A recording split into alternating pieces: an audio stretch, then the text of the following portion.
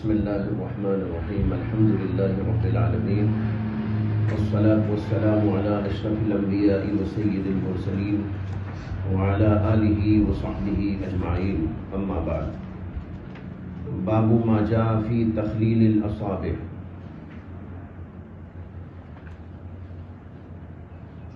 یہ باب انگلیوں کے خلال کے بارے میں ہے۔ تخلیل خلال کرنے کو کہتے ہیں۔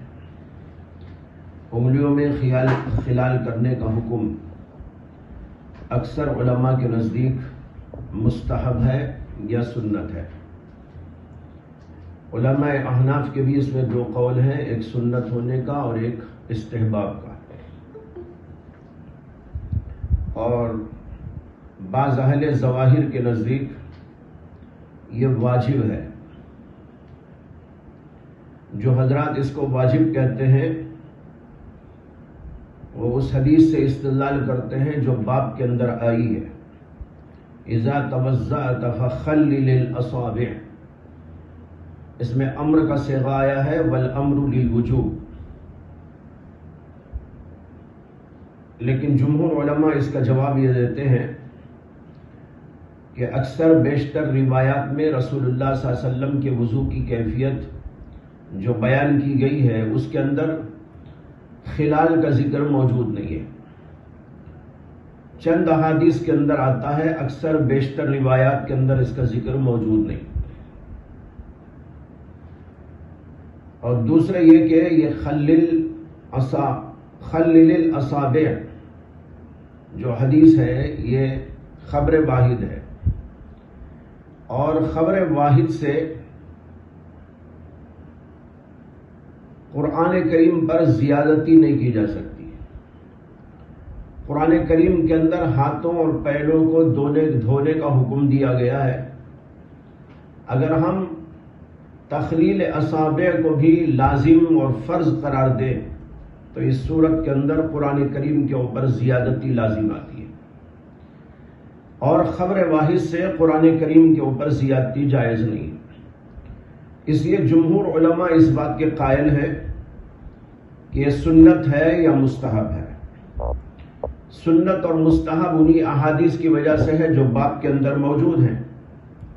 پہلی حدیث امام ترمذی رحمۃ اللہ علیہ نے بیان کی، حدثنا قتیبۃ وحناد قال حدثنا وکیع عن سفیان عن ابی ہاشم عن عاصم بن لقیط بن صبرہ عن ابیہ قال قال النبی صلی اللہ علیہ وسلم اذا توضأت فخلل الاصابع۔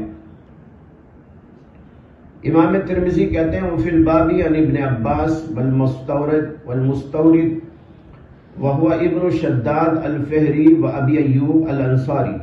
اس باب میں ابن عباس سے بھی روایت ہے اور مستورد ابن شداد الفہری سے بھی روایت ہے۔ المستورد کہنے کے بعد ان کا تعارف کرانے کے لیے امام ترمذی نے کہا وہ ابن شداد۔ یہ المستورد وہ ہیں جو مستورد ابن شداد کہلاتے ہیں، اور ابو ایوب انصاری سے بھی اس سلسلے میں حدیث وارد ہے۔ امام ترمذی نے کہا ھذا حدیث حسن صحیح، اوپر جو حدیث گزری ہے وہ حدیث حسن صحیح درجے کی ہے۔ والعمل على ھذا عند اہل العلم انه یخلل اصابع رجلیہ فی الوضوء۔ علماء کا اسی پر عمل ہے کہ خلال کیا جائے وضو کے اندر انگلیوں کا، یعنی پیروں کی انگلیوں کا۔ وَبِهِ يَقُولُ احمد و اسحاق، یہی بات کہتے ہیں امام احمد اور امام اسحاق، اور امام اسحاق نے کہا یخلل اصابع یدیہ و رجلیہ فی الوضوء۔ امام اسحاق کہتے ہیں کہ ہاتھوں اور پیروں دونوں کا کرنا چاہیے، اور جمہور کا بھی یہی قول ہے کہ ہاتھوں اور پیروں دونوں کا کرنا چاہیے۔ اس کے بعد دوسری حدیث ذکر کی ہے وہ ابن عباس رضی اللہ تعالی عنہ سے، ان رسول اللہ صلی اللہ علیہ وسلم قال اذا توضأت فخلل بین اصابع یدیک و رجلیک۔ اس کے اندر دونوں کا ذکر کیا اللہ کے نبی صلی اللہ علیہ وسلم نے کہ ہاتھوں کا بھی، ہاتھوں کی انگلیوں کا بھی اور پیروں کی انگلیوں کا بھی، دونوں کا خلال کرنا چاہیے۔ امام ترمذی نے کہا ھذا حدیث حسن غریب۔ اس کے بعد مستورد ابن شداد جن کی حدیث کا حوالہ اوپر دیا گیا تھا، امام ترمذی نے ان کی حدیث کو آگے ذکر کر دیا ہے۔ حدثنا قتیبۃ قال حدثنا ابن لہیعۃ عن یزید بن عمرو عن ابی عبد الرحمن عن المستورد بن شداد الفہری قال رأيت النبي صلى الله عليه وسلم اذا توضأ دلك اصابع رجليه بخنصره۔ اللہ کے نبی علیہ السلام جب وضو فرماتے تھے تو اپنے پیروں کی انگلیوں کو دلک کرتے تھے، یعنی رگڑتے تھے اپنے خنصر کے ساتھ، اس طرح رگڑ رگڑ کر اللہ کے نبی علیہ السلام دھویا کرتے تھے۔ یہ حضرت مستورد بن شداد کی روایت ہے جس کا اوپر حوالہ تھا۔ بہرحال مجموعی طور پر ان احادیث سے یہ بات ثابت ہوتی ہے کہ انگلیوں کے درمیان خلال کرنا چاہیے، اچھا رگڑ رگڑ کر اس کو دھونا چاہیے تاکہ اندر والا حصہ بھی بالکل صاف ہو جائے اور اس کے اندر کوئی ایسی جگہ باقی نہ رہ جائے جو بغیر وضو کے رہ جائے، سوکھی رہ جائے۔ یہ تمام علماء کے نزدیک مستحب یا سنت ہے۔ چلیے آگے باب ہے، باب ما جاء ویل للعقاب من النار۔ یہ باب اس بارے میں ہے کہ ویل ہو یعنی عذاب ہو، دوزخ کا عذاب، للعقاب، عقاب کے لیے، عقاب عقب کی جمع ہے اور اس کے معنی آتے ہیں ایڑیاں، ایڑیوں کے لیے عذاب ہو۔ حدیث کے اندر آتا ہے کہ اللہ کے نبی علیہ السلام نے بعض لوگوں کا وضو دیکھا کہ وہ وضو ٹھیک طور پر نہیں کر رہے تھے اور ان کی ایڑیوں میں کچھ جگہ خالی رہ گئی، سوکھی رہ گئی۔ اللہ کے نبی علیہ السلام نے اس موقع پر یہ فرمایا ویل للعقاب من النار، یعنی ان ایڑیوں کے لیے دوزخ کی ویل ہے، دوزخ کی عذاب کی دھمکی۔ امام ترمذی رحمۃ اللہ علیہ نے اسی حدیث کے الفاظ کو اپنا باب بنا دیا اور کہا باب ما جاء ویل للعقاب من النار۔ حدیث آگے آ رہی ہے، وبه قال حدثنا قتيبة قال حدثنا عبد العزيز بن محمد عن سهيل بن ابي صالح عن ابيه عن ابي هريره رضي الله تعالى عنه ان النبي صلى الله عليه وسلم قال ويل للعقاب من النار۔ یہ واقعہ، یہ حدیث پاک اس وقت میں اللہ کے نبی علیہ السلام نے ارشاد فرمائی تھی جبکہ آپ حضرات صحابہ کرام کی ایک جماعت کے ساتھ کہیں تشریف لے جا رہے تھے۔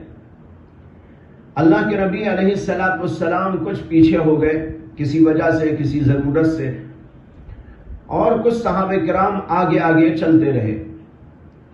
نماز کا وقت ہو گیا تو ان صحابہ کرام نے وضو کیا جو آگے بڑھ گئے تھے، اور وہ جلدی جلدی وضو کر رہے تھے اس لیے کہ وقت ختم ہونے کا اندیشہ ہو رہا تھا۔ تو جلدی کے مارے جو وضو کیا تو ان کی ایڑیوں میں کچھ جگہ سوکھی رہ گئی۔ اللہ کے نبی علیہ السلام پیچھے سے تشریف لائے اور ان کے اس حال کو دیکھا تو اس وقت میں یہ ارشاد فرمایا اور زور زور سے فرمایا ویل للعقاب من النار، ویل للعقاب من النار۔ یہ ہے حدیث کا جز اس حدیث کا جس کو امام ترمذی رحمۃ اللہ علیہ نے یہاں پر ذکر کر دیا۔ اس میں ویلن یہ جو ہے مبتدا ہے اور للعقاب یہ اس کی خبر بنے گی متعلق سے ملنے کے بعد، اور من النار یہ ویل سے متعلق ہے، ویل من النار للعقاب۔ اور اس صورت کے اندر یہاں پر اس میں کچھ تخصیص کر دی جائے گی تاکہ مبتدا بننے کی اس کے اندر صلاحیت پیدا ہو جائے، اس لیے کہ نکرہ مبتدا نہیں بنتا، جیسے کہ آپ کو معلوم ہے اب یہاں پر من النار سے متعلق کر دینے کی صورت میں اس میں کچھ تخصیص پیدا ہوگی. جب تخصیص پیدا ہو جاتی ہے تو اس کو کہتے ہیں نکرہ مخصصہ، اور نکرہ مخصصہ کا مبتدا بننا درست ہو جاتا ہے، جیسے کہ آپ نے نحوی کتابوں کے اندر پڑھا ہوگا. تو بہرحال فرمایا ویل للعقاب من النار، ویل ہو، ویل کہتے ہیں عذاب کو. اور ایک حدیث کے اندر آتا ہے کہ ویل جہنم کے اندر ایک وادی کا نام ہے جو انتہائی خطرناک قسم کی وادی ہے، اور اتنی خطرناک ہے کہ خود جہنم کے دوسرے حصے روزانہ 400 دفعہ اس سے پناہ مانگتے ہیں، اے اللہ یہ ویل سے ہم کو بچا لے، یہ ویل سے ہم کو بچا لے. اب وہ ویل کیسی وادی ہوگی، کیسا وہ اس کے اندر کا عذاب ہوگا کہ خود جہنم بھی اس سے پناہ مانگتی ہو. اللہ کے نبی علیہ السلام نے اس کی دھمکی دی ان کو، اور بتایا کہ جو لوگ اس طرح وضو کرتے ہیں کہ ان کی ایڑیوں میں سے کچھ حصہ سوکھا رہ جاتا ہے تو ان کے لیے یہ ویل ہے. اب ویل کا ترجمہ یا تو کیجئے عذاب، یا اس کا ترجمہ کیجئے ویل یعنی وہ وادی، جہنم کی وہ وادی. دونوں ترجمے اس کے ہو سکتے ہیں. اب یہاں پر ایک بات یہ بھی سمجھنا ہے کہ یہ ویل اللہ کے نبی علیہ السلام نے عقاب کے لیے بیان کی، ایڑیوں کے لیے. علماء کہتے ہیں عقاب سے مراد یہاں پر ذو عقاب ہے، یعنی عقاب والے، ایڑیاں والے. اللہ کے نبی نے کہا ایڑیوں کو عذاب، ایڑیوں کو نہیں، ایڑی والوں کو عذاب. اور بعض علماء کہتے ہیں کہ اس کی ضرورت نہیں، ایڑیوں کو بھی ہو سکتا ہے، اس سے کہ عذاب تو جو ہے کچھ حصوں پر بھی تو ہو سکتا ہے. ہاتھ پر عذاب ہو سکتا ہے، پیر پر عذاب ہو سکتا ہے، پیٹ اور پیٹھ پر عذاب ہو سکتا ہے. اسی طریقے پر جو ہے عقاب کے لیے بھی عذاب ہو سکتا ہے، اس لیے اس کی کوئی ضرورت نہیں ہے، بغیر اس کے بھی یہ معنی درست ہو سکتا ہے. اس کے اندر اللہ کے نبی علیہ السلام نے ایڑیوں کے سوکھے رہ جانے پر سخت وعید بیان فرمائی. اس سے معلوم ہوا کہ وضو کا کوئی بھی حصہ جس کو دھونا چاہیے سوکھا رہنے کی گنجائش نہیں. اس لیے پورے اہتمام کے ساتھ یہاں پر واقعہ چونکہ یہ پیش آیا تھا کہ بعض حضرات صحابہ کرام وضو کر رہے تھے تو ایڑیاں خشک رہ گئی تھی، اس لیے اللہ کے نبی علیہ السلام نے یوں فرمایا ویل للعقاب. لیکن مسئلہ ہاتھ کا بھی وہی ہے، کوہنیوں کا بھی وہی ہے، چہرے کا بھی وہی ہے، اور پیروں میں سے بھی ایڑیوں کے علاوہ جو حصے ہیں، چاہے وہ انگلیوں والا حصہ ہو، چاہے وہ ٹخنے والا حصہ ہو، چاہے اوپر والا حصہ ہو، ان ساروں پر بھی وہی حکم لگے گا کہ سب کو دھونا چاہیے، کوئی جگہ خشک نہیں رہنا چاہیے.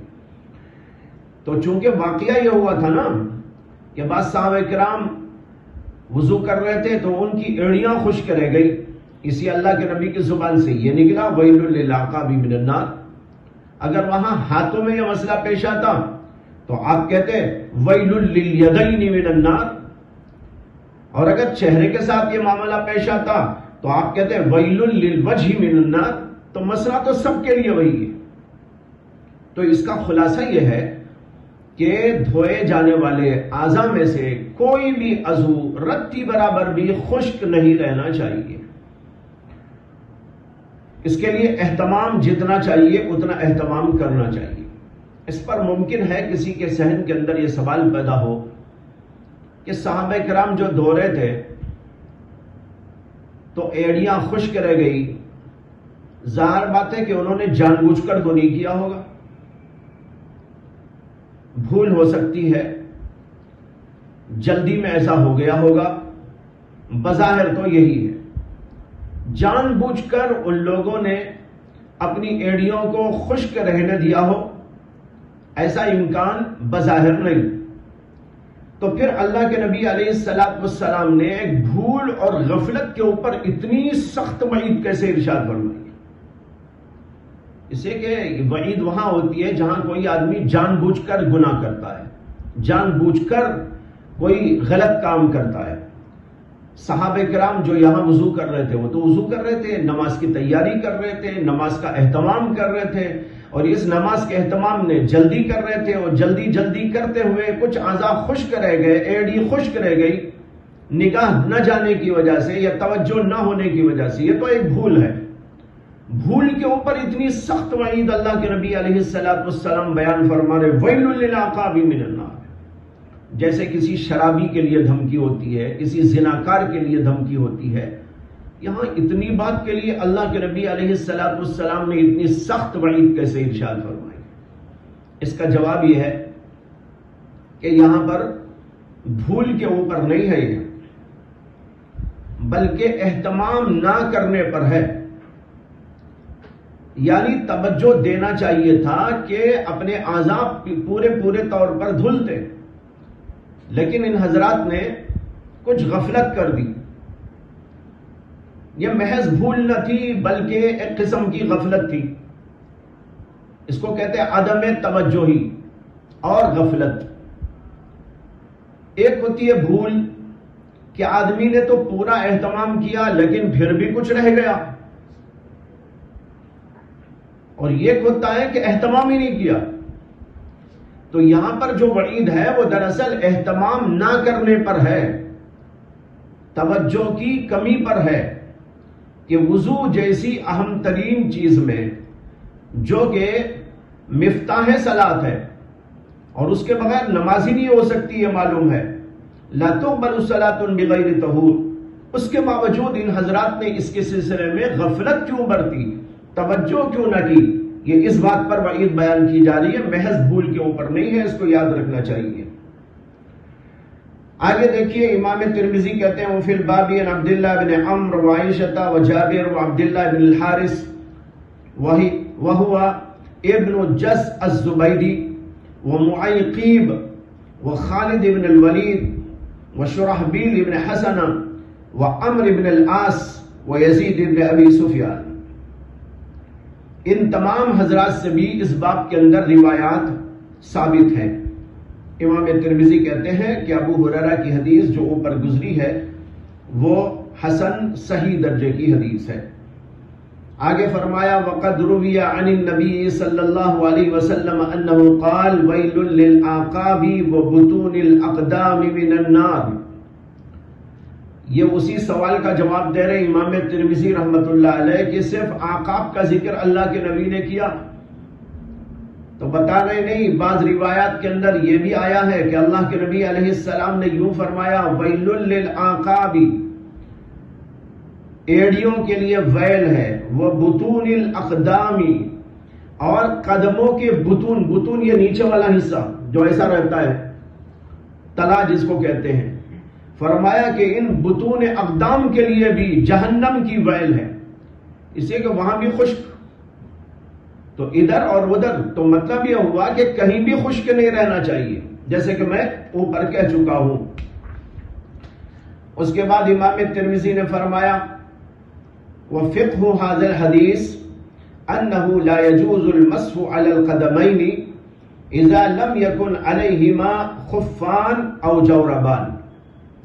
اس حدیث کے اندر جو فقہ ہے، جو مسئلہ ہے، وہ یہ ہے انه لا يجوز المسح على القدمين، قدمین کے اوپر مسح کرنا جائز نہیں ہے جبکہ قدم پر خفین نہ ہو یا جوربین نہ ہو، موزے نہیں پہنا ہوا ہے، بغیر موزے پہنے ڈائریکٹ قدم کے اوپر مسح کرے تو یہ جائز نہیں ہے۔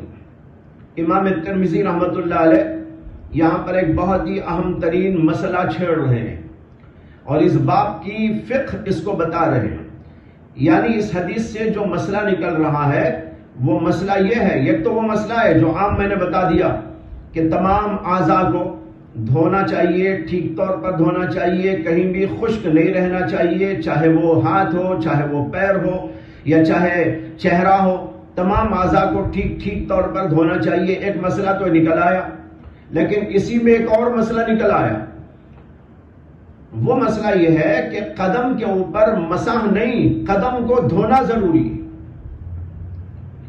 یہاں پر امام ترمذی نے اس مسئلے کو اس لیے چھیڑا ہے کہ اس مسئلے میں بعض لوگوں کا اختلاف ہے۔ اس میں 3 مسلک ہیں، یعنی اس بارے میں کہ قدم کو یعنی رجلین کو دھونا ضروری ہے یا اس پر مسح کرنا ہے۔ بالفاظ دیگر رجلین کا وظیفہ غسل ہے یا مسح ہے، اس کے اندر اختلاف ہے، اور اس میں 3 مسلک ہیں۔ ایک مسلک جمہور اہل سنت والجماعت کا، بلکہ تمام ہی اہل سنت والجماعت کا ہے، وہ یہ ہے کہ قدمین کو رجلین کو دھونا ضروری ہے، اس کے اوپر مسح کر لیں گے تو جائز نہیں ہوگا۔ دوسرا مسلک اس سلسلے میں شیعہ فرقے امامیہ کا ہے۔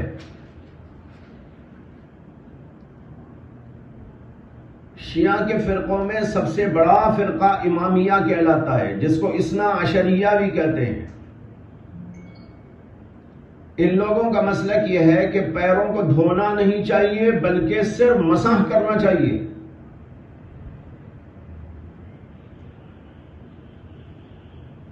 اگر دھوئیں گے تو وضو نہیں ہوگا، مسح ہی کرنا ضروری ہے۔ اور تیسرا مسلک اس سلسلے میں داؤد ظاہری اور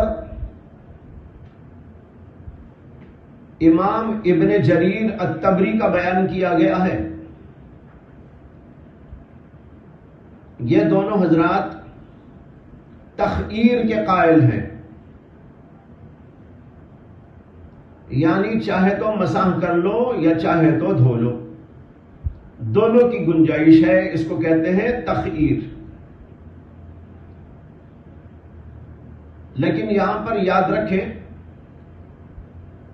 کہ علامہ ابن القیم رحمہ اللہ نے اور اسی طرح بعض اور بڑے بڑے اکابر حضرات نے پوری ذمہ داری کے ساتھ تحقیق کے بعد یہ بتایا ہے کہ داؤد ظاہری کی طرف اس قول کی نسبت صحیح طور پر ثابت نہیں ہے۔ ان کی طرف یہ بات یوں ہی منسوب ہو گئی ہے، حقیقت کے لحاظ سے یہ بات درست نہیں۔ وہ بھی جمہور کے ساتھ میں ہیں، اہل سنت میں ہیں، اور یہی کہتے ہیں جو جمہور اہل سنت، تمام اہل سنت کہتے ہیں کہ پیروں کو دھونا چاہیے اور مسح کرنا جائز نہیں۔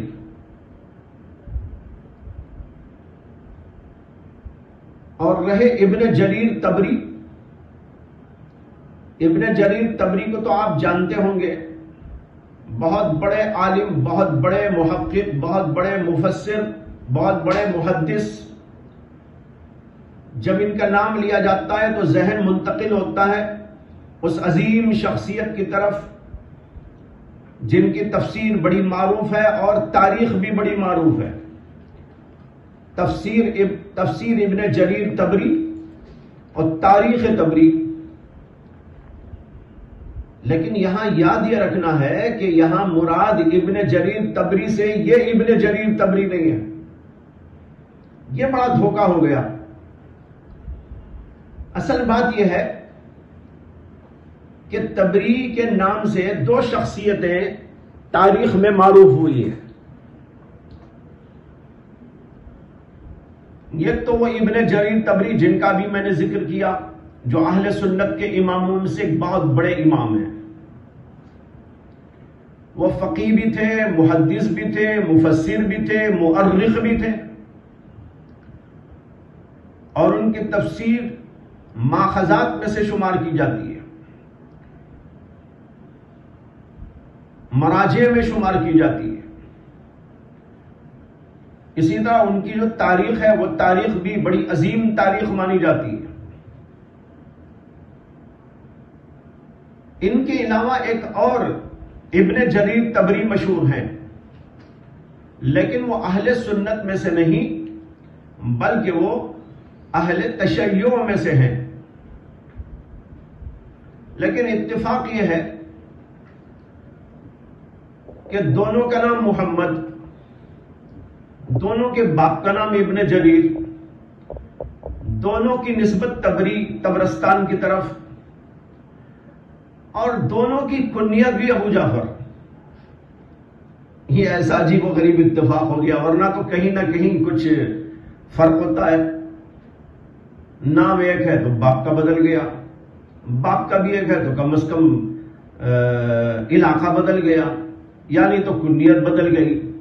لیکن یہاں یہ ہے کہ کنیت بھی دونوں کی یکساں، نام بھی دونوں کا ایک، باپ بھی جریر اور علاقہ بھی طبرستان دونوں کا، اس لیے طبری کہتے ہیں. اس اشتباہ کی وجہ سے بعض لوگوں نے جب کتابوں میں یہ پڑھا کہ ابن جریر طبری نے یہ کہا کہ چاہے تو ایسا کر لو چاہے تو ایسا کر لو، تخییر کا مسئلہ بیان کیا، تو کچھ لوگوں کا ذہن ادھر چلا گیا کہ اس سے مراد ابن جریر طبری سے ابن جریر طبری اہل سنت کے ہیں، حالانکہ وہ مراد اس سے نہیں ہے. تو اس سے یہ بات ثابت ہو گئی کہ اہل سنت میں سے کوئی بھی اس کا قائل نہیں ہے کہ مسح کیا جائے. تمام اہل سنت اس بات پر اجماع کیے ہوئے ہیں کہ پیروں کو دھونا ہی ضروری ہے، مسح کرنا کافی نہیں، مسح کرنا جائز بھی نہیں. ہاں مسح اس صورت میں ہو سکتا ہے جبکہ خفین پہنے جائیں، موزے پہنے جائیں. موزے پہننے کی صورت میں درست ہے، اسی لیے امام ترمذی نے کہا انه لا يجوز المسح على القدمين اذا لم يكن عليهما خفان او جوربان. اگر خفین نہیں پہنا ہے یا جوربین نہیں پہنا ہے تو اس صورت کے اندر مسح کرنے کی کوئی گنجائش نہیں ہے، جائز نہیں ہے. ہاں خفین پہنا ہو تو جائز ہے، جیسے کہ آگے آئے گا، مستقل باب بھی آئے گا اس کے اوپر. تو بھائی یہ تین مسلک ہیں، لیکن ان میں سے میں نے بتایا کہ تیسرا مسلک جو ہے وہ اہل سنت میں سے کسی کا نہیں ہے. وہ ہے تو ابن جریر طبری شیعہ کا ہے، وہ ابن جریر طبری جو اہل سنت میں سے ہوں ان کا نہیں ہے. تو آپ گویا کل دو ہی مذہب رہ گئے، ایک اہل سنت کا مسلک جو کہتے ہیں کہ پیروں کا وظیفہ دھونا ہے، اور دوسرا اہل تشیع کا مسلک جو یہ کہتے ہیں کہ مسح کرنا چاہیے، اور ان میں سے بعض کا یہ خیال ہے کہ چاہے یہ کر لو چاہے وہ کر لو. اب اس کے بعد آپ یہ سمجھیے کہ یہ اختلاف کیوں پیدا ہوا. یہ اختلاف دراصل پیدا ہوا قرآن کریم کی ایک آیت کی دو قرأتوں کی بنیاد پر. یہ آیت وہی مشہور آیت ہے جو وضو کی آپ پڑھتے ہیں. اللہ تعالیٰ نے قرآن میں فرمایا یا ایھا الذین آمنوا اذا قمتم الی الصلاۃ فاغسلوا ایدیکم وارجلکم فاغسلوا ایدیکم وایدیکم فاغسلوا وجوہکم وایدیکم الی المرافق وامسحوا برؤوسکم وارجلکم الی الکعبین وارجلکم الی الکعبین. یہاں دو قرأتیں ہیں.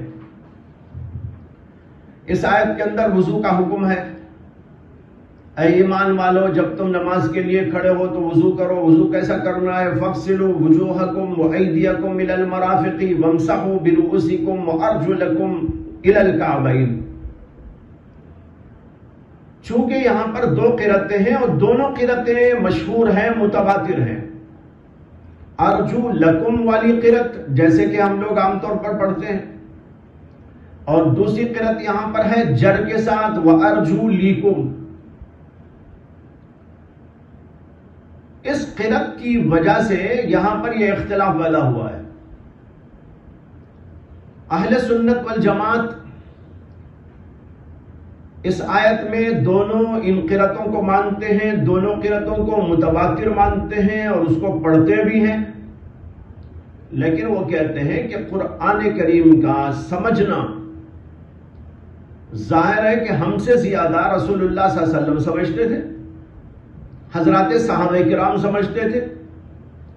جب اللہ کے نبی پر یہ آیتیں نازل ہوئی تو اللہ کے نبی علیہ السلام نے اپنی پوری زندگی میں پیروں کو دھویا تھا یا پیروں پر مسح کیا تھا؟ ساری روایات موجود ہیں، ایک جگہ بھی اللہ کے نبی سے یہ منقول نہیں ہے کہ اللہ کے نبی علیہ السلام نے پیروں پر مسح کیا تھا۔ ساری روایات متفق ہیں، بے شمار صحابہ کرام سے روایات آئی ہیں، لیکن سب کے اندر آتا ہے غسل رجلیہ غسل رجلیہ غسل رجلیہ ثلاثا، 3 دفعہ آپ نے پیروں کو دھویا، 3 دفعہ دھویا، سب جگہ موجود۔ اور پھر حضرات صحابہ جن کے سامنے قرآن نازل ہوا، انہوں نے بھی اپنی پوری زندگی اسی کو عمل میں لا کر بتایا، اپنے شاگردوں کو بتایا، وضو کر کر کے بتایا، حضرت عثمان نے بتایا، حضرت علی نے بتایا، اور عبداللہ بن مسعود نے بتایا، اور صحابہ کرام نے اپنے اپنے شاگردوں کو بتایا کہ وضو یہ کرتے، اس طرح کرتے ہیں، اور اس کے اندر انہوں نے بھی پیروں کو دھونے ہی کا ذکر کیا، پیروں کو دھو دھو کر بتایا۔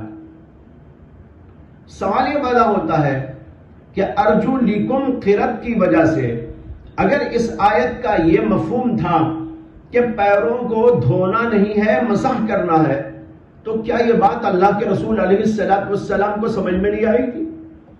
کیا حضرات صحابہ کرام کو سمجھ میں نہیں آئی تھی اور انہوں نے پوری زندگی اس آیت کے خلاف عمل کر دیا؟ ظاہر بات ہے تو کوئی نہیں کہہ سکتا۔ سب یہ کہتے ہیں کہ ہاں اللہ کے رسول نے جتنا سمجھا، صحابہ کرام نے جتنا سمجھا، اس سے زیادہ کون سمجھ سکتا ہے؟ جب اللہ کے رسول نے بھی اور صحابہ کرام نے بھی اپنی پوری زندگی یہ عمل کر کے بتایا کہ پیروں کا وظیفہ دھونا ہے، تو معلوم ہوا کہ پیروں کو دھونا ہے۔ لیکن شیعہ کہتے ہیں کہ وَأَرْجُو لِكُمْ، یہ جو قرت ہے، اس قرت کی وجہ سے یہ معطوف ہو رہا ہے رؤوس پر، اور رؤوس کے اوپر داخل ہے وَامْسَحُوا وَامْسَحُوا بِرُؤُوسِكُمْ وَأَرْجُلِكُمْ، مسح کرو تم اپنے سروں کا اور مسح کرو تم اپنے پیروں کا۔ اللہ نے حکم دیا ہے مسح کرنے کا، لہذا اس کو مسح کرنا چاہیے، پیروں کو دھونا نہیں چاہیے، بلکہ اس کے اوپر مسح کرنا ہی اس کا وظیفہ ہے، مسح کرنا ہی یہاں پر ضروری ہے۔ اگر کوئی دھوتا ہے تو وہ غلط ہے، یہ ان لوگوں کا کہنا ہے۔ یہ اس قرت کی بنیاد پر یہاں پر یہ مسئلہ نکال رہے ہیں۔ جمہور علماء اہل سنت نے شیعہ کا جواب دیا۔ اچھا، اس سے پہلے ایک اور بات بھی سن لیں۔ شیعہ حضرات ایک تو اس قرت جر سے استدلال کرتے ہیں اپنے مسلک پر، اور دوسرے بعض روایات سے استدلال کرتے ہیں۔ ایک روایت آتی ہے کہ اللہ کے رسول علیہ السلام نے وضو فرمایا، وَمَسَحَ بِرَاسِهِ وَرِجْلَيْهِ،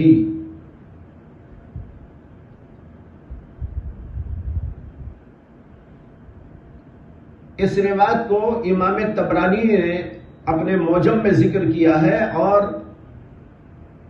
علامہ حیثمی رحمہ اللہ نے مجموع الزوائد کے اندر اس کا ذکر کیا ہے، اور یہ فرمایا کہ اس کے تمام رجال ثقہ ہیں، یعنی قابل اعتماد ہیں۔ اس روایت کے اندر یہ آیا ہے کہ مسح براسہ ورجلہ، اس سے ان لوگوں کا استدلال ہے کہ دیکھو اللہ کے نبی علیہ السلام بھی پیروں کا مسح کرتے تھے، اور یہ روایت قابل اعتبار روایت ہے، اس کے تمام رجال موثوق ہیں، قابل اعتماد ہیں۔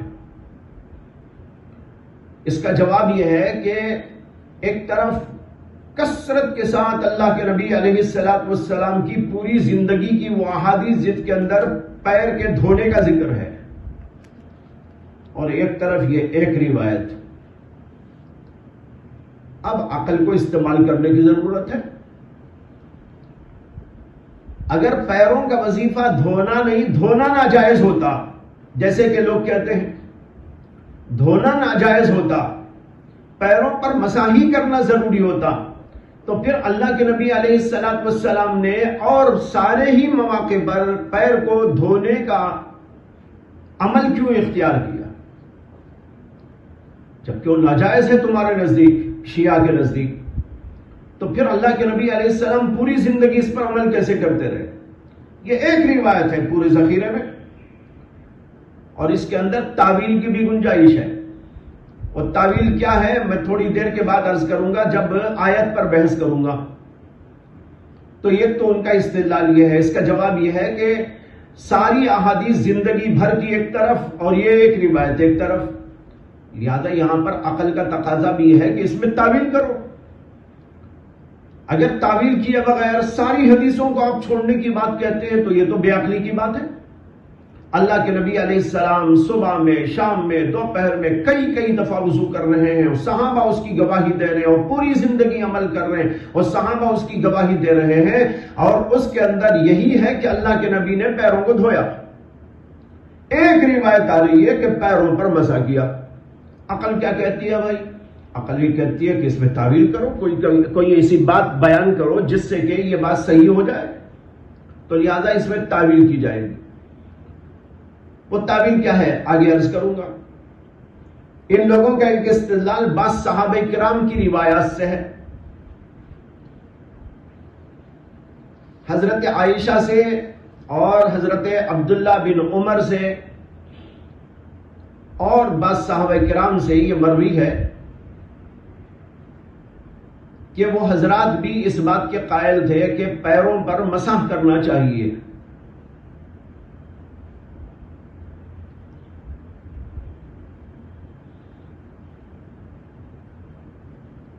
حافظ ابن حجر عسقلانی رحمہ اللہ نے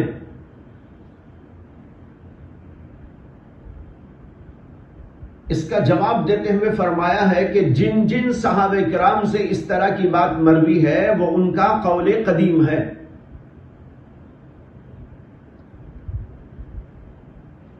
اور ان سب سے اس قول سے رجوع کر لینے کا ثبوت ہے.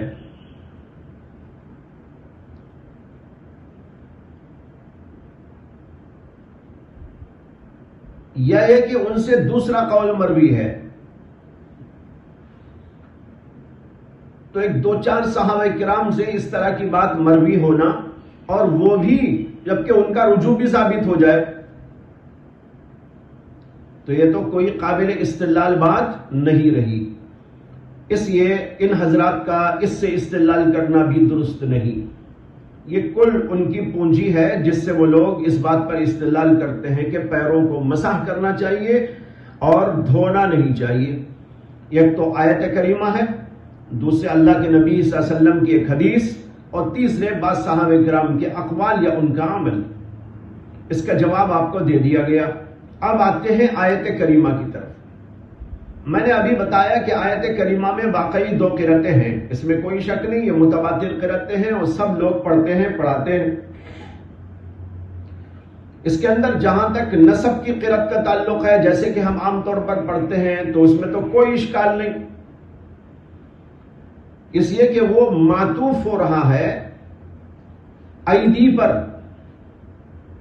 معطوف ہو رہا ہے ایدی پر. وَامْسَحُوا سے پہلے ایدی آیا ہے، اس کے اوپر عطف ہو رہا ہے، اور آیت یوں ہے پوری فَاغْسِلُوا وُجُوهَكُمْ وَأَيْدِيَكُمْ مِنَ الْمَرَافِقِ وَأَرْجُلَكُمْ. آگے اور ایک ہے جملہ وَامْسَحُوا بِرُؤُوسِكُمْ، تو لہذا ارجلکم کا عطف جو ہو رہا ہے وہ ایدیکم کے اوپر ہو رہا ہے. اس صورت میں تو کوئی اشکال کی بات نہیں. البتہ اس پر اشکال ہوتا ہے تو یہ ہوتا ہے جیسے کہ علامہ انور شاہ کشمیری رحمۃ اللہ علیہ نے فرمایا کہ یہ بات قرآن کی بلاغت سے کچھ میل نہیں کھاتی. قرآن کی بلاغت کے اعتبار سے بیچ میں ایک اجنبی کا واقع ہو جانا عجیب بات ہے، اس لیے کہ ارجل کا عطف ہو رہا ہے ایدی پر، اور بیچ میں ایک جملہ آ گیا ہے وَامْسَحُوا بِرُؤُوسِكُمْ. اگر آپ اس کے اوپر عطف کرتے ہیں تو یہ سوال پیدا ہوگا کہ یہ قرآن کی بلاغت کے بظاہر خلاف ہے. اس لیے علامہ انور شاہ کشمیری رحمت اللہ علیہ کی رائے یہ ہے کہ یہاں پر تضمین ماننی چاہیے. عطف تو ہے اسی پر لیکن تضمین کے ساتھ. تضمین کیا ہے؟ تضمین کہتے ہیں عامل مذکور کے معمول کو، عامل مذکور کے معمول پر عامل محذوف کے معمول کو عطف کرنا. نہیں سمجھ میں آیا؟ شاید نہیں پڑھے کہیں یہ مسئلہ، نحو کی کتابوں میں پڑھے ہوں گے. عامل مذکور جو عامل کے مذکور ہے اس کا ایک معمول ہے. معمول یعنی اسے جس نے عمل دیا، جو عمل بھی دیا اسی وجہ سے وہ معمول ہو گیا. اس پر عطف کیا جائے. کس کو عطف کیا جائے؟ ایک ایسے عامل کے معمول پر، ایک ایسے عامل کے معمول کو جو کہ مذکور نہیں ہے، محذوف ہے، اس پر اس کو عطف کر دیا جائے. اس کو کہتے ہیں تضمین.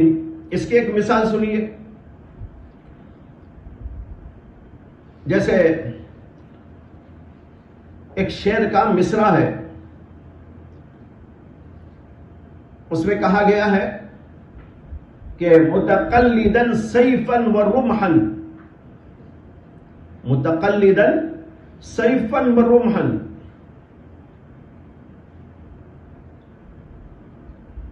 اب یہاں پر متقلداً سیفاً، متقلد جو ہے عامل ہے، اس کا معمول یہ ہے، یہ مذکور ہے، متقلداً مذکور ہے اور اس کا معمول ہے سیفاً. اور اس کے بعد ایک لفظ آ رہا ہے رمحاً. رمحاً کو عطف کیا جا رہا ہے سیفاً پر، لیکن کیسا؟ یہاں پر ایک محذوف مان کر.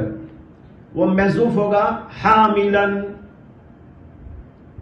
یہ مثال کہیں پڑھی ہوگی، متقلداً سیفاً وحاملاً رمحاً. اس کو کہتے ہیں تضمین. علامہ انور شاہ کشمیری رحمت اللہ علیہ کی رائے یہ ہے کہ یہاں بھی اسی طرح ہے کہ یہاں پر ایک فعل کو محذوف ماننا چاہیے اور یوں پڑھنا چاہیے فَاغْسِلُوا وُجُوهَكُمْ وَأَيْدِيَكُمْ إِلَى الْمَرَافِقِ وَامْسَحُوا بِرُؤُوسِكُمْ وَاغْسِلُوا أَرْجُلَكُمْ. سمجھ میں آیا؟ یہ وَاغْسِلُوا جو یہاں پر ہے نا، یہ محذوف ہے. اس محذوف کا معمول یہ ہے، اس کو عطف کیا جا رہا ہے. کس کے اوپر عطف کیا جا رہا ہے؟ اس معمول پر جس کا عامل مذکور ہے. عامل مذکور کے معمول پر عامل محذوف کے معمول کو عطف کیا جاتا ہے. اس کی یہ مثال ہے. اس کی ایک اور ایک مثال، جیسے کہتے ہیں الفتہ طبناً وماءً بارداً. الفتہ طبناً وماءً بارداً.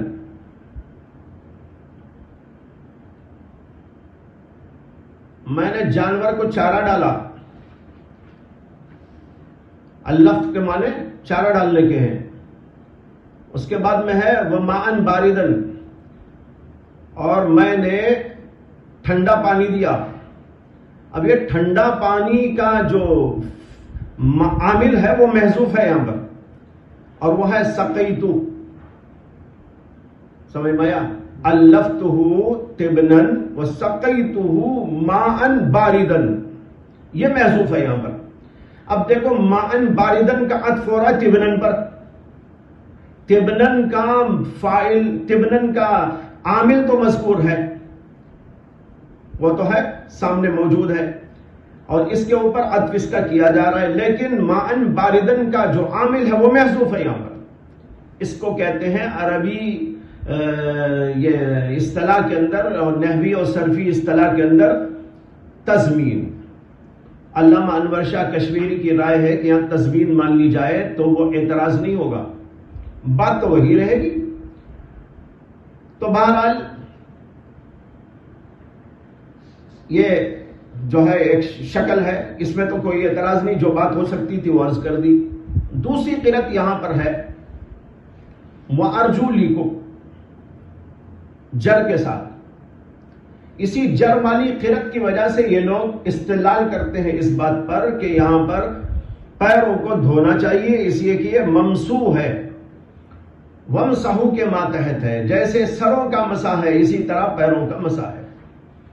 جمہور علماء نے اس کا جواب اجمالی طور پر وہ دیا جو شروع میں عرض کر دیا تھا کہ جن پر قرآن نازل ہوا انہوں نے ہی نہیں سمجھا. حضرات صحابہ جن کے سامنے قرآن نازل ہوا انہوں نے بھی نہیں سمجھا. اللہ کے نبی پوری زندگی پیروں کو دھوتے رہے. حضرات صحابہ سارے کے سارے یہاں سے وہاں تک لاکھوں کی تعداد میں وہ بھی پیروں کو دھوتے رہے. کسی نے اس آیت کا یہ مفہوم نہیں سمجھا. تو لہذا معلوم ہوا کہ یہ آیت کا مفہوم نہیں ہے کہ پیروں کو دھویا جائے، پیروں پر مسح کیا جائے، پیروں کو تو دھونا ہی ہے، اسے کہ حضور نے بھی صحابہ کرام نے بھی دھویا ہے. اب رہا یہ سوال کہ پھر ارجلکم لانے کا مقصد کیا؟ یہاں پر سمجھنا یہ ہے کہ یہ جر جو اس کے اوپر آیا ہے، یہ جر بعض لوگوں کے نزدیک جر جوار ہے. جر جوار کا مطلب یہ ہوتا ہے کہ پڑوسی کی وجہ سے جر آ گیا، ورنہ تو اصل میں اس کے اوپر جر نہیں ہے، اس کے اوپر تو نصب ہی ہے. جیسے کہ ابھی بتایا ہے معطوف ہو رہا ہے اس پر اوپر، لیکن یہاں اس کے بازو میں رؤوس آیا ہے اور رؤوس کے اوپر جر ہے، تو اسی جر کی وجہ سے اس کے اوپر بھی جر دے دیا گیا ہے. اس کا نام ہے جر جوار. بعض لوگ کہتے ہیں کہ قرآن کریم کے اندر بھی جر جوار آیا ہے، جیسے اللہ تعالیٰ نے کہا انی اخاف علیکم عذاب یوم علیم یا عذاب یوم عظیم. اس میں عظیم یا علیم جو ہے یہ مجرور ہے. بظاہر یہ صفت کس کی ہے؟ یوم کی. قرآن میں جو بظاہر ہے وہ کس کی صفت ہے؟ یوم کی. یومن علیم، یومن عظیم. لیکن حقیقت میں یہ صفت یوم کی نہیں ہے، یہ عذاب کی ہے. انی اخاف اللہ عذاب، انی اخاف علیکم عذاب یوم علیم. یہ عذاب کی صفت ہے، عذاب علیم، دردناک عذاب. جیسے قرآن میں کئی جگہ اور آیا ہے عذاب علیم، تو علیم ہونا صفت ہے عذاب کی، دن کی نہیں ہے. دن تو ظرف ہے. تو اب یہاں اس کے اوپر جرایا، حالانکہ عذاب کے اوپر تو یہاں نصب ہے عذابا،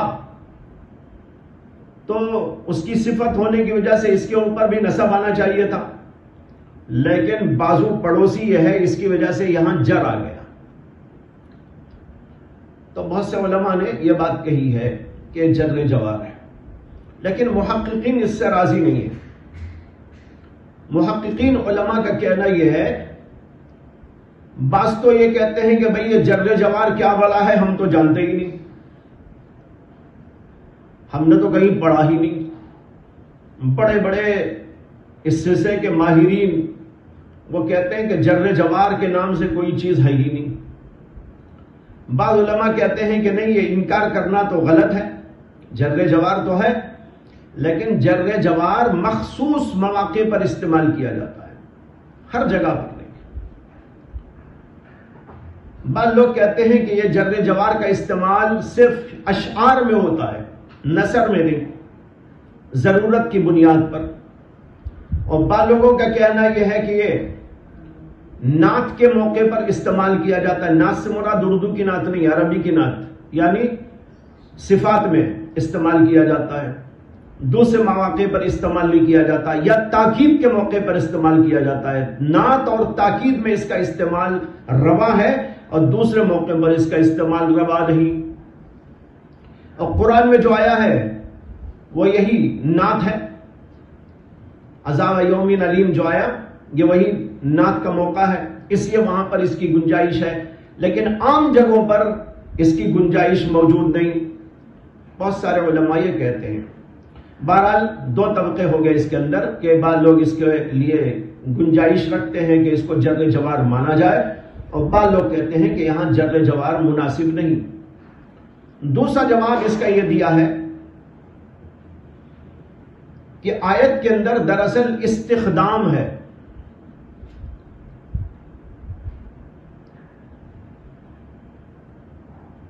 یعنی یہ مسح سے متعلق ہی ہے، مجرور ہی ہے،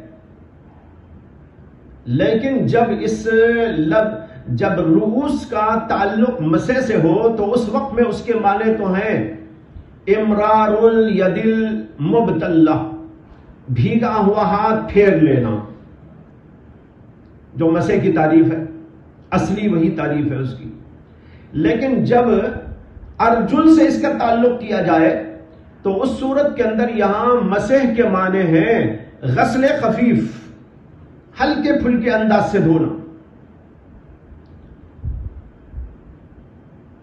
تو یہ ہے تو مجرور، اور یہ مجرور متعلق بھی ہے اسی ومسحو سے، لیکن ومسحو کے معنی میں فرق ہے۔ اس کا نام ہے استخدام۔ استخدام اس کو کہتے ہیں کہ ایک لفظ استعمال کیا جائے ایک معنی میں، اور اس کے لیے دوسرا لفظ کسی اور متعلق کے لیے وہ استعمال کیا جائے تو معنی بدل جائے، یا ضمیر استعمال کی جائے تو معنی بدل جائے۔ لفظ ایک ہی ہے۔ اب جیسے یہاں ومسحو ایک ہی لفظ ہے، لیکن جب اس کا تعلق رؤوس سے ہے تو اس کے معنی ہے مسح کرنا، اور ارجل سے اس کا تعلق ہو جائے تو اس کے معنی ہوتے ہیں غسل خفیف، یعنی ہلکے پھلکے انداز پر دھونا۔ اس کی مثال عربی کا ایک شاعر کہتا ہے، اذا نزل السماء بارض قوم رأیناہ وان کانوا غضبانا۔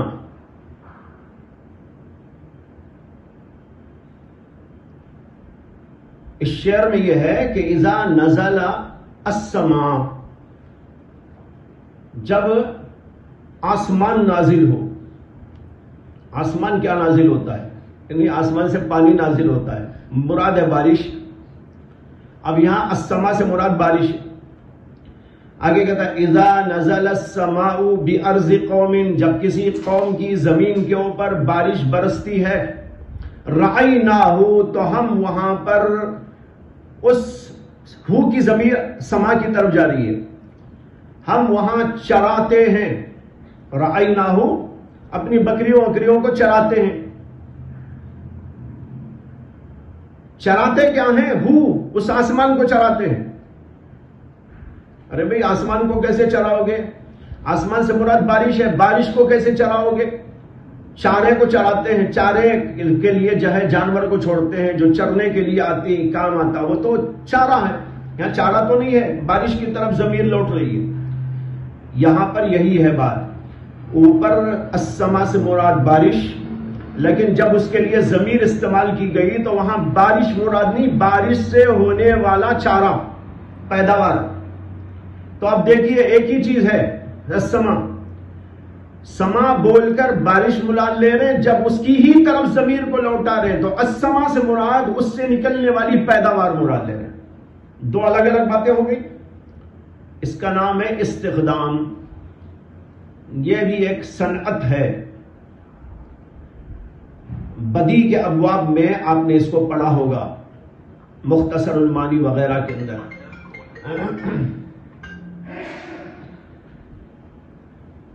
تو بعض حضرات کہتے ہیں کہ یہاں پر استخدام ہے، اور مطلب یہ ہے قرآن کریم کا کہ جب تم وضو کرو تو چہرہ دھو اور ہاتھوں کو دھو اور سر کا مسح کرو اور پیروں کو ذرا کم پانی استعمال کر کے دھو لو. تو یہاں کم پانی استعمال کر کے دھونے کا مفہوم نکل رہا ہے اسی لفظ مسح سے، اور مسح کے معنی دونوں آتے ہیں، یعنی مسح کرنا جس کو ہم کہتے ہیں وہ تو معنی آتے ہی ہیں، اور اسی کے ساتھ مسح کے معنی آتے ہیں غسل خفیف، ہلکے پھلکے انداز پر دھونا. آپ ترمذی ہی کے اندر آگے چل کر کچھ ابواب آئیں گے، وہاں پر اس کو پڑھیں گے، کتاب الطہارت ہی میں آئیں گے، اس کے اندر لفظ مسح کا استعمال اللہ کے نبی علیہ السلام نے غسل خفیف کے لیے کیا ہے، وہاں پر بتائیں گے آپ. تو معلوم یہ ہوا کہ مسح کا لفظ غسل خفیف کے لیے بھی استعمال کیا جاتا ہے. تو اب آیت کا مطلب یہ ہوا کہ اپنا چہرہ دھو، ہاتھوں کو دھو اور سروں کا مسح کرو اور پیروں کو دھو، لیکن احتیاط کے ساتھ میں زیادہ پانی استعمال نہیں کرنا. اور علماء کہتے ہیں کہ یہ یہاں کہنے کی حکمت دراصل یہ ہے کہ عام طور پر لوگ جب پانی استعمال کرتے ہیں وضو میں تو پیروں کے لیے بے تحاشا پانی استعمال کر دیتے ہیں. چنانچہ مشاہد ہے، طلبہ میں بھی دیکھ لیجیے، نظر آئے گا آپ کو، پیر دھوئیں گے تو پورے وضو کے لیے جتنا پانی استعمال کیا صرف پیروں کے لیے اتنا استعمال کر لیتے ہیں.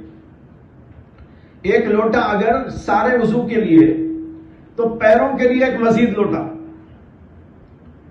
میں نے مسجدوں میں بھی دیکھا ہے کہ لوگ جو ہے وضو کرتے ہیں لوٹا لے کر اور ایک لوٹا لے کر پانی بہا لیتے ہیں اپنے پیروں پر.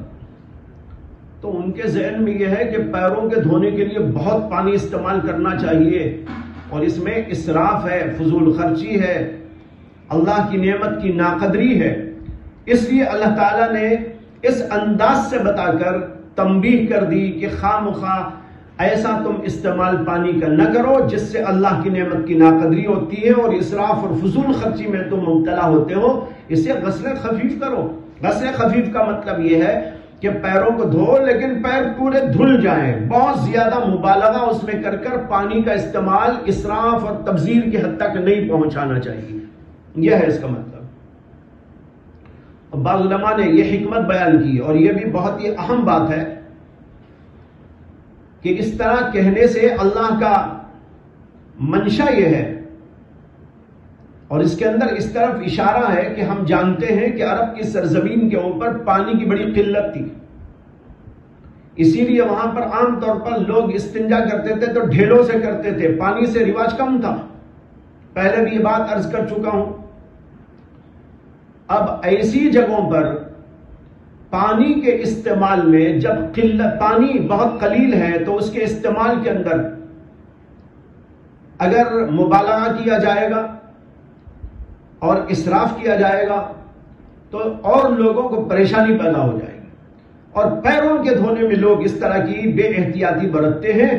تو اللہ تبارک و تعالیٰ نے یہ کہہ کر ان کو بتایا ہے کہ نہیں، پورا اتنا سب کچھ کرنے کی تم کو ضرورت نہیں ہے، بس پیروں کا پوری طرح دھل جانا کافی ہے. یہی ہے غسل خفیف. یہ نہیں کہ بھائی اتنا پانی ڈالیں کہ خوب ٹپکتا رہے، یہ کوئی ضروری نہیں. غسل خفیف یہ ہوتا ہے کہ بس پانی ایسا ڈالا کہ 2-4 قطرے بھی ٹپک گئے تو کافی ہے. اب اسے اتنا ڈال لینا کہ ایک لوٹا بھر کے ڈال لیں یا اور اس طرح کریں، یہ بات صحیح نہیں ہے. اس کو بتانے کے لیے یہ تعبیر استعمال فرمائی گئی ہے. کچھ اور علماء نے کہا کہ یہ دو جو قرأتیں یہاں پر ہیں، ارجو لکم اور ارجو لکم، یہ دو قرأتیں دراصل 2 مسئلوں کی طرف اشارہ ہے. آپ جانتے ہیں کہ عام حالات کے اندر پیر دھوئے جاتے ہیں، لیکن جب موزے پہنتے ہیں تو اس کے اوپر مسح کیا جاتا ہے. اور قرأت کے بارے میں یہ بات یاد رکھنے کی ہے، قرأت مستقل ایک مسئلہ ہوتا ہے، یعنی اسے ایک الگ بات اس کے اندر بیان کی جاتی ہے.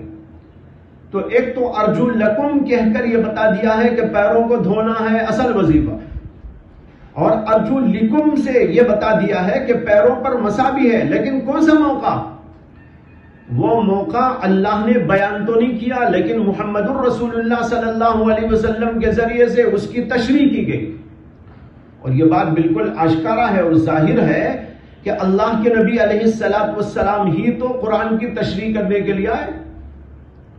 قرآن میں تو ہر بات نہیں ہے، ہر پہلو سے گفتگو تو نہیں ہے، بہت ساری چیزیں اجمالاً بیان کی گئی، بہت ساری چیزیں مبہماً بیان کی گئی، بہت ساری چیزیں اشارتاً بیان کی گئی، کنایتاً بیان کی گئی۔ ان کی تشریح کے لیے، ان کی توضیح کے لیے اور ان کی تفسیر کے لیے محمد عربی صلی اللہ علیہ وسلم کو بھیجا گیا۔ لہذا آپ نے اپنے عمل سے بتا دیا کہ ارجو لکم والی قرأت کا عمل کب ہوگا؟ جب عام حالات ہوتے ہیں۔ آپ نے پوری زندگی پیر کو دھو کے بتایا۔ وہ ارجو لکم والے پر عمل کر کے بھی بتا دیا کہ مسا بھی کر سکتے ہیں، لیکن کون سا موقع؟ جبکہ پیروں پر موزے پہنے ہوئے ہو، اور مستقل باب اس کے لیے آگے چل کے آنے والا ہے، اور اس کے اندر بھی کثرت کے ساتھ میں روایات موجود ہیں۔ تو دیکھیے دونوں پہلو سے یہ بات آ گئی۔ تو علماء اہل سنت کہتے ہیں کہ یہ دو قرأتیں دراصل دو پہلوؤں، دو مسئلوں کی طرف اشارے کے لیے ہے۔ اس لیے جو ہے ان لوگوں کا اس حدیث، اس آیت کریمہ سے استدلال درست نہیں۔ میں نے آپ سے کہا تھا کہ ایک حدیث سے لوگ استدلال کرتے ہیں، اس کا جواب میں نے کہا بعد میں دوں گا۔ وہ جواب یہی ہے کہ یہاں مس سے مراد وہی ہے جو ابھی عرض کیا گیا، غسل خفیف۔ جیسے آپ آیت کے اندر لے رہے ہیں وَامْسَحُوا بِرُؤُوسِكُمْ وَأَرْجُلِكُمْ، اور مطلب یہ لے رہے ہیں کہ سروں کا مسح کرو اور پیروں کا غسل خفیف، وہاں بھی یہی مراد لیجئے۔ مسح براسہ ومسح برجلہ، یعنی سر کو تو مسح کیا اور پیروں کا غسل خفیف کیا۔ جب یہ تعبیل ممکن ہے تو پھر صرف اس حدیث کو لے کر ساری حدیثوں کو جھٹلا دینا جس کے اندر کے دھونے کا اللہ کے نبی علیہ السلام سے تواتراً عمل منقول ہے، یہ عقل مندی کی دلیل نہیں ہو سکتی۔ تو بھائی یہ ہے مسئلہ جو اس باب کے اندر امام ترمذی رحمۃ اللہ علیہ نے بیان کیا، اور کہا وفقہ ھذا الحدیث انہ لا یجوز المسح علی القدمین اذا لم یکن علیہما خفان او جوربان۔ یہ ہے جمہور اہل سنت والجماعت کا مسلک۔ باقی ان کا جواب آپ کو دے دیا گیا۔ آگے باب ہے باب ما جاء فی الوضوء مرتن مرتن، ایک دفعہ وضو کرنے کا بیان۔ اس کے بعد میں باب آ رہا ہے باب ما جاء فی الوضوء مرتین مرتین، دو دفعہ وضو کرنے کا بیان۔ پھر باب آ رہا ہے باب ما جاء فی الوضوء ثلاثا ثلاثا، تین دفعہ وضو کرنے کا بیان۔ اور پھر اس کے بعد آ رہا ہے باب ما جاء فی الوضوء مرتن و مرتین و ثلاثا، بعض اعضاء کو ایک دفعہ، بعض اعضاء کو دو دفعہ، بعض اعضاء کو تین دفعہ دھونے کا بیان۔ یہ سارے ابواب امام ترمذی نے اس لیے بیان کیے ہیں کہ بتانا چاہتے ہیں کہ ضرورت کے موقع پر ایک دفعہ پر بھی اکتفا کر سکتے ہیں، دو دفعہ پر بھی اکتفا کر سکتے ہیں، اور بعض اعضاء کو ایک دفعہ، بعض اعضاء کو کسی وجہ سے دو دفعہ دھو لیں، اس سے بھی کام چل جاتا ہے، وضو متحقق ہو جاتا ہے۔ اور سنت یہ ہے رسول اللہ صلی اللہ علیہ وسلم کی کہ تین دفعہ دھوئیں۔ تو لہذا یہ سارے ابواب یہی بتانے کے لیے ہے کہ اللہ کے نبی سے ایک دفعہ کا ثبوت بھی ہے، دو دفعہ کا ثبوت بھی ہے، اور تین دفعہ تو آپ کا مستمر اور معمول عمل ہے۔ اور یہ بھی کہ کبھی ایک عضو کو ایک دفعہ دھویا تو دوسرے عضو کو دو یا تین دفعہ دھویا۔ جیسے کبھی ضرورت پڑ جاتی ہے کہ چہرہ تو دھویا ایک دفعہ، لیکن ہاتھ میں کچھ گنجائش ایسی معلوم، پریشانی ایسی آئی کہ اس کی وجہ سے اور ایک دفعہ دھونا پڑا تاکہ اچھی طرح یہ ہو جائے، اطمینان ہو جائے۔ تو چہرے میں ویسی ضرورت نہیں معلوم ہوئی، ایک دفعہ پر اکتفا کر لیا، اور ہاتھ میں ایسا محسوس ہوا کہ نہیں دو دفعہ دھوئے۔ یہ سب وہاں ہے جہاں کوئی خاص ضرورت ہو، جیسے پانی کی کمی ہے، قلت ہے، تھوڑا سا پانی آپ کے پاس موجود، اگر اسے آپ تین دفعہ استعمال کریں گے تو ایک دو عضو دھو سکیں گے، باقی نہیں دھو سکیں گے، اور نماز پڑھنا ہے آپ کو، تو ایسے وقت کیا کریں گے؟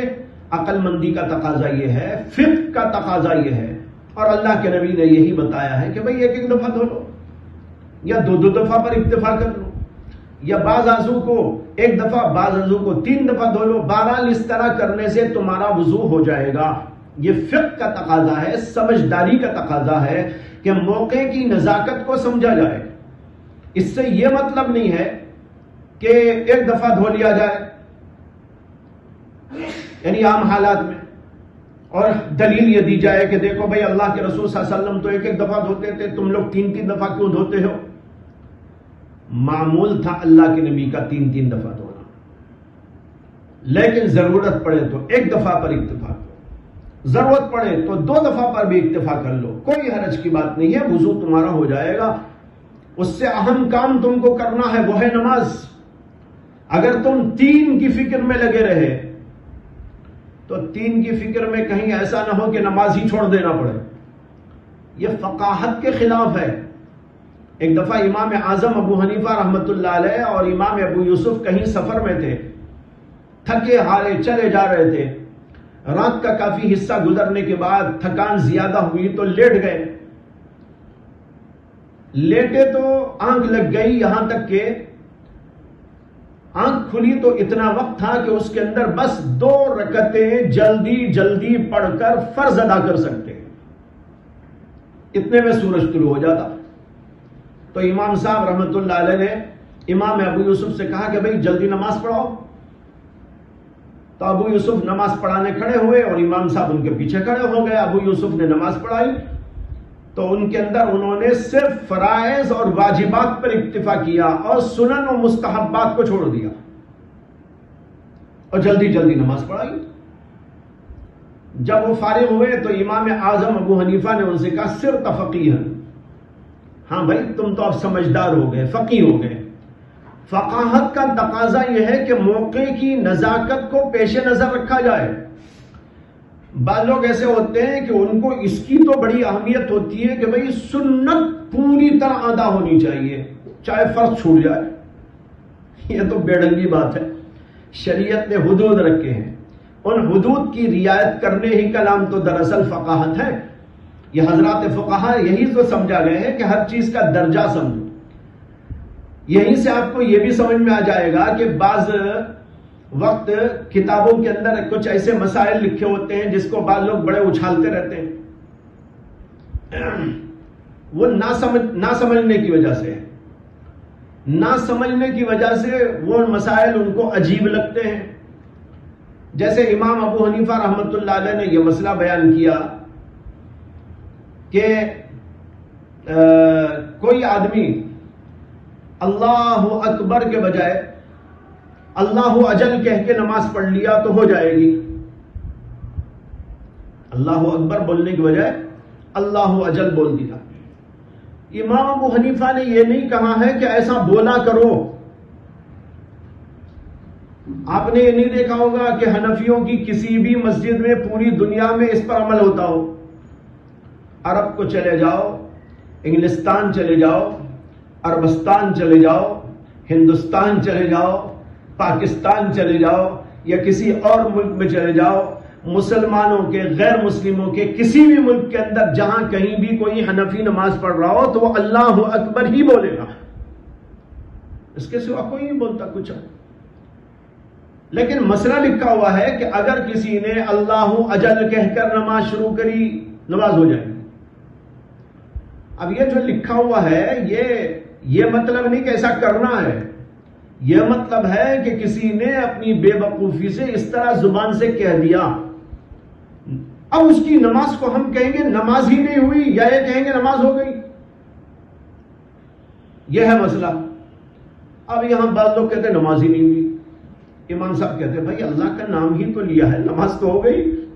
میں یہ تو نہیں کہتا کہ تم ایسا کیا کرو، یہ نہیں کہتا کہ ایسا ہی کرنا چاہیے، میں یہ کہہ رہا ہوں کہ کسی بے وقوف نے اپنی بے وقوفی سے اس طرح کر دیا تو اس کی نماز ہو گئی، اور دوسرے کہتے ہیں کہ نہیں ہوئی، یہ فرق ہے۔ تو اس طرح کے جو مسائل ہیں وہ دراصل کسی پس منظر میں ہوتے ہیں، اس کو نہ سمجھنے کی وجہ سے کچھ کا کچھ سمجھ لیا جاتا ہے۔ تو یہاں پر امام ترمذی نے یہ سارے ابواب بتائے ہیں. ان سارے ابواب سے مقصود جیسے کہ میں نے کہا یہ بتانا ہے کہ ضرورت کے موقع پر ایک پر اکتفا کرو، دو پر اکتفا کرو. سنت یہ ہے کہ 3 کیا کرو، اور کبھی ایسا ہو گیا کہ ایک عضو کو 1-2 دفعہ اور دوسرے کو 3 دفعہ دھویا تو وہ بھی درست ہو جاتا ہے. چنانچہ باب دیکھیے، پہلے باب کے اندر حدیث لائے حدثنا ابو قریب بن مہناد وقتیبۃ قالوا حدثنا وکیع عن سفیان وحدثنا محمد بن بشار قال حدثنا یحییٰ بن سعید قال حدثنا سفیان. اس کے اندر تحویل ہو رہی ہے سند میں، اور یہ دونوں سندیں آ کر سفیان پہ جمع ہو جاتی ہے. اور سفیان زید بن اسلم سے روایت کرتے ہیں عن عطاء بن یسار عن ابن عباس رضی اللہ عنہ ان النبی صلی اللہ علیہ وسلم توضأ مرتين. دیکھو ایک دفعہ اللہ کے نبی نے وضو کیا. قال ابو عیسیٰ فی الباب عن عمر وجابر وبریدہ وابی رافع وابن الفاتح. قال ابو عیسیٰ حدیث ابن عباس احسن شیء فی هذا الباب واصح. اس باب کی حدیثوں میں سب سے بہتر یہی حدیث ہے جو ابھی آپ نے پڑھی. کہتے ہیں کہ اس حدیث کو ایک اور طریق سے بھی روایت کیا گیا ہے. وروى رشدین بن سعد وغیرہ هذا الحدیث عن الضحاک بن شرحبیل عن زید بن اسلم عن ابیہ عن عمر بن الخطاب رضی اللہ عنہ ان النبی صلی اللہ علیہ وسلم توضأ مرتا. یہ دوسری سند ہے اس کی. اس میں اوپر تو حدیث آئی ابن عباس کی، اس کو رشدین اور دوسرے لوگوں نے روایت کیا تو یہ عمر بن خطاب کی حدیث بتائی. امام ترمذی کہتے ہیں وَلَيْسَ هَذَا بِشَيْءٍ، یہ سند کچھ ٹھیک نہیں ہے. اس سے کہ اس کے اندر جو رشدین ابن سعد راوی ہیں یہ ضعیف تھے، یعنی حافظے کے اعتبار سے کمزور تھے.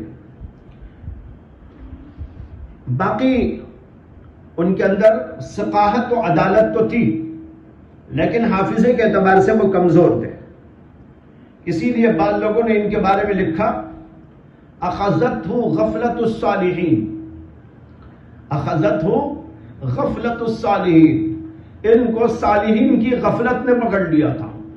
مطلب یہ ہے کہ عبادت میں، زہد میں، ریاضت میں، ذکر اذکار میں وہ اتنا یوں لگ گئے تھے کہ حدیثوں کو پورے طور پر یاد کر کے سنائے، اس کے اندر ان سے غفلت ہو گئی.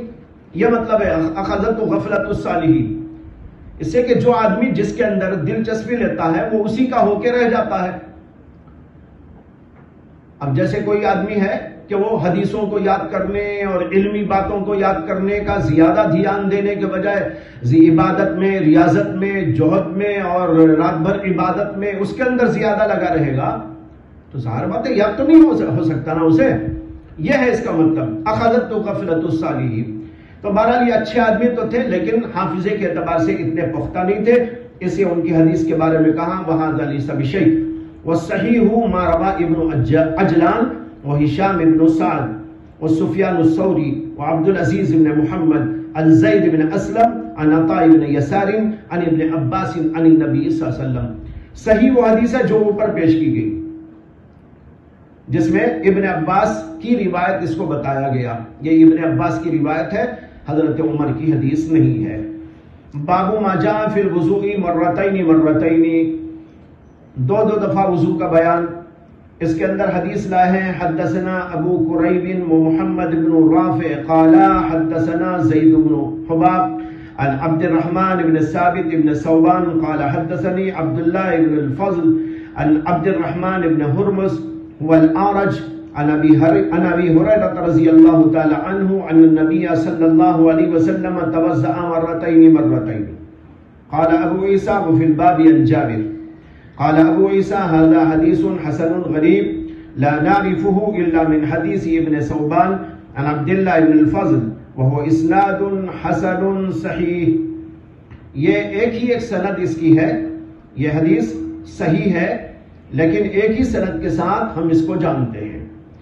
تیسرا باب ہے باب ما جاء فی الوضوء ثلاثا. اس کے اندر حدیث لائے حدثنا محمد بن بشار قال حدثنا عبد الرحمن بن مہدی عن سفیان عن ابی اسحاق عن ابی حیہ عن علی کرم اللہ تعالی وجہہ ان النبی صلی اللہ علیہ وسلم توضأ ثلاثا ثلاثا.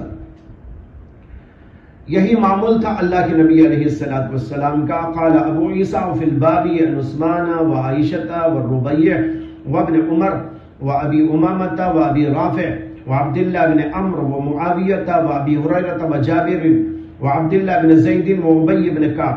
ان سب حضرات سے اس سلسلے میں روایات آئی ہے کہ اللہ کے نبی صلی اللہ علیہ وسلم تین دفعہ وضو کرتے تھے. آپ کا یہی معمول تھا اور یہی صحابہ نے، اس کے علاوہ بھی بہت سارے صحابہ ہیں جو اس بات کو روایت کرتے ہیں. حضرت علی کی حدیث کے بارے میں کہتے ہیں حدیث علی احسن شیء فی ھذا الباب واسع والعمل على هذا عند عامة اهل العلم ان الوضوء يجزئ مرة ومرتين افضل وافضله ثلاث وليس بعده شيء. علماء کہتے ہیں ایک دفعہ وضو کرنا درست ہو جاتا ہے اور 2 دفعہ کرنا بہتر ہے، اور سب سے بہتر 3 دفعہ کرنا ہے. وَلَيْسَ بَعْدَهُ شَيْءٌ، اس کے بعد کچھ نہیں.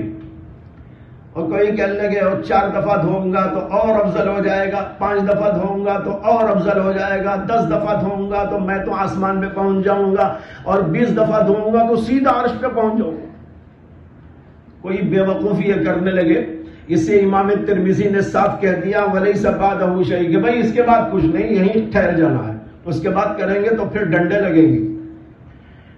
وقال ابن المبارک لا آمن اذا زاد فی الوضوء علی الثلاث ان یاسم. امام ابن المبارک نے کہا ہے کہ جو آدمی 3 دفعہ سے اوپر وضو کرتا ہے زیادہ، اس کے گنہگار ہونے کے بارے میں جو ہے یہ نہیں رکھتا، میں اسے امن نہیں دیتا. مطلب یہ ہے کہ مجھے خوف ہے، اندیشہ ہے کہ وہ گنہگار ہو جائے گا. اور اسی طرح امام اسحاق اور امام احمد بن حنبل نے کہا لا یزید علی الثلاث الا رجل مبتلا. 3 دفعہ سے زیادہ نہ کرے مگر وہ آدمی جو مبتلا ہو. مبتلا سے مراد ہے موسوس، جس کو وسوسہ آتا رہتا ہے. اور بیچارہ 3 دفعہ وضو کرنے کے بعد بھی اسے اطمینان نہیں ہوا تو 1 دفعہ اور دھو لے تاکہ اسے اطمینان ہو جائے اور نماز پڑھ سکے. ایسے آدمی کو گنجائش دی گئی ہے، ورنہ تو نہیں کرنا چاہیے. آگے کہتے ہیں باب ما جاء فی الوضوء مرة ومرتين وثلاثا. اس کے اندر حدیث لائے حدثنا اسماعیل بن موسیٰ الفزاری قال حدثنا شریک عن ثابت بن ابی صفیہ قال قلت لأبی جعفر حدثك جابر ان النبی صلی اللہ علیہ وسلم توضأ مرة ومرتين ثلاثا قال نعم. اس کے اندر ثابت ابن ابی صفیہ کہتے ہیں کہ میں نے ابو جعفر سے کہا حدثك جابر، آپ سے حدیث بیان کی جابر نے، یعنی جابر ابن عبداللہ نے، ان النبی صلی اللہ علیہ وسلم توضأ مرة اللہ کے نبی نے 1 دفعہ وضو کیا، 2 دفعہ وضو کیا اور 3 دفعہ وضو کیا. قال نعم، انہوں نے کہا ہاں. اس کو کہتے ہیں عرض. یعنی ایک تو یہ ہے کہ استاد حدیث پڑھے اور طلبہ سنے، اور دوسرا یہ ہے کہ شاگرد پڑھے اور استاد سن کر کہے ہاں. اس کو کہتے ہیں عرض. بخاری کے اندر اس کے بارے میں مستقل باب آئے گا، عرض محدث کے بارے میں، وہاں گفتگو ہوگی. یہ بھی ایک طریقہ ہے تحدیث کا، حدیث کے سننے سنانے اور روایت کرنے کا. امام ترمذی کہتے ہیں وَرَوَى وَكِيعٌ هَذَا الْحَدِيثَ عَنْ ثَابِتِ بْنِ أَبِي صَفِيَّةَ قَالَ قُلْتُ لِأَبِي جَعْفَرَ حَدَّثَكَ جَابِرٌ أَنَّ النَّبِيَّ صَلَّى اللَّهُ عَلَيْهِ وَسَلَّمَ توضأ مرة قال نعم. وحدثنا بذلك هناد وقتيبة قال حدثنا وكيع عن ثابت ابن ابي صفية. مطلب یہ ہے امام ترمذی رحمۃ اللہ علیہ کا کہ وکیع نے اس حدیث کو روایت کیا تو اس کے اندر صرف یہ ہے کہ پوچھنے والے نے پوچھا کہ آپ سے حدیث بیان کی جابر نے کہ اللہ کے رسول نے 1 دفعہ وضو کیا. انہوں نے کہا ہاں. اس میں جو آگے آ رہا ہے مرتن ومرتين وثلاثا ثلاثا، یہ دوسری سند کے ساتھ اس طرح نہیں ہے. قال ابو عیسیٰ امام ترمذی کہتے ہیں ھذا اصح من حدیث شریک، جس کے اندر صرف ایک ایک دفعہ کے بارے میں پوچھا گیا اور انہوں نے کہا نعم، یہ حدیث اوپر والی حدیث سے زیادہ اصح ہے، جس میں یہ بھی ہے کہ ایک ایک دفعہ، دو دو دفعہ، تین تین دفعہ وضو کیا۔ کہتے ہیں شریک کی حدیث سے یہ بہتر ہے۔ اس شریک بن عبداللہ ہے جن کا ذکر پہلے بھی ہو چکا ہے، قاضی تھے اپنے زمانے کے، بہت بڑے فقیہ تھے لیکن حافظے کے اعتبار سے کمزوری تھی۔ لِأَنَّهُ قَدْ رُوِيَ مِنْ غَيْرِ وَجْهٍ هَذَا النَّحْوِ عَنْ ثَابِتٍ نَحْوَ رِوَایَتِ وَكِيعٍ وَالشَّرِيكُ كَثِيرُ الْغَلَطِ، شریک جو تھے وہ بہت زیادہ غلطیاں کرتے تھے، اور ثابت ابن صفیہ سے مراد ہیں ابو حمزہ، ان کی کنیت جو ہے ابو حمزہ ہے، صومالی ان کی نسبت ہے، یہ اس سے مراد ہے۔ اس کے بعد آگے باب ہے باب ما جاء فی من یتوضأ بعض وضوئه مرتين وبعضه ثلاثا، اس کے اندر حدیث لائے حدثنا محمد بن ابی عمر قال حدثنا سفیان بن عیینة عن عمرو بن یحیی عن ابیہ عن عبد الله بن زید ان النبی صلی اللہ علیہ وسلم توضأ فغسل وجهه ثلاثا وغسل يديه مرتين، اس میں ہے کہ اللہ کے نبی نے چہرہ 3 دفعہ دھویا اور ہاتھوں کو 2 دفعہ دھویا، ومسح براسه، اور سر کا مسح کیا، وغسل رجليه مرتين، اور پیروں کو بھی 2 دفعہ دھویا، یہ کسی ضرورت کی بنا پر ہے۔ قال ابو عیسیٰ وهذا حدیث حسن صحیح وقد ذکر فی غیر حدیث، بہت ساری حدیثوں میں بات آئی ہے ان النبی صلی اللہ علیہ وسلم توضأ بعض وضوئه مرة وبعضه ثلاثا، بہت ساری حدیثوں میں ہے کہ آپ نے بعض اعضاء کو 1 دفعہ دھویا اور بعض اعضاء کو 3 دفعہ دھویا۔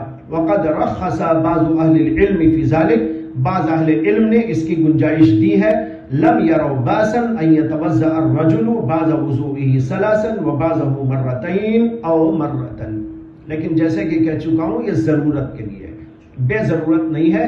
بے ضرورت سب سے افضل طریقہ اور مسنون طریقہ یہ ہے کہ 3 دفعہ ہر عضو کو دھونا چاہیے اور مسح 1 دفعہ کرنا چاہیے اور اس کے اندر استیعاب کرنا چاہیے۔ اس کے بعد وضو کا ایک باب آ رہا ہے جس کے اندر پوری وضو کی کیفیت اللہ کے نبی علیہ السلام سے بیان کر دی گئی ہے، اور اس میں آپ کو تفصیل مل جائے گی کہ اللہ کے رسول علیہ السلام نے پورا وضو کس طرح کیا ہے۔ وآخر دعوانا ان الحمدللہ رب